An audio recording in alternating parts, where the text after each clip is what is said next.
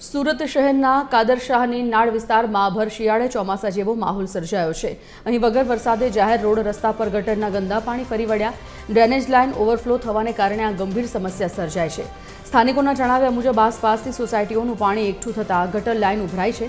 ગટરના દૂષિત પાણીના કારણે રોગચાળો ફેલાવાનો ભય પણ ઊભો થયો અને સ્થાનિક રહીશો તેમજ રાહદારીઓને ભારે હાલાકીનો સામનો કરવાનો વારો આવ્યો। ત્યારે મનપાનું તંત્ર અહીં આવી અને વિઝિટ કરે અને સમસ્યાનું તાત્કાલિક નિવારણ લાવે તેવી માંગ उठी है।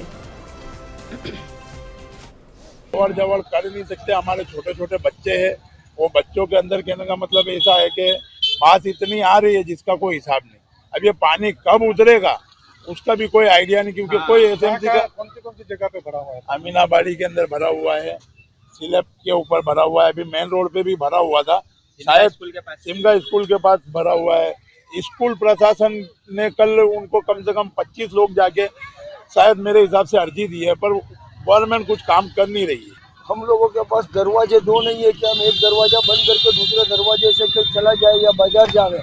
हमारे छोटे छोटे बच्चे अंदर दरवाजा बंद करके 24 से 48 घंटे से हम लोगों ने उनको बंद करके रखा है। तो मैं रिक्वेस्ट यही करना चाहता हूँ कि हम लोग सब गरीब लोग हैं, हम लोगों के तरफ आप आइए और देखिए। और अभी ये सफाई अगर कोई आके अभी देखता है तो वो अपनी है ना नाक के ऊपर रुमाल रख के जा रहे हैं सब लोग। अब हम कितना नाक पर रुमाल रखेंगे 24 से 48 घंटे से।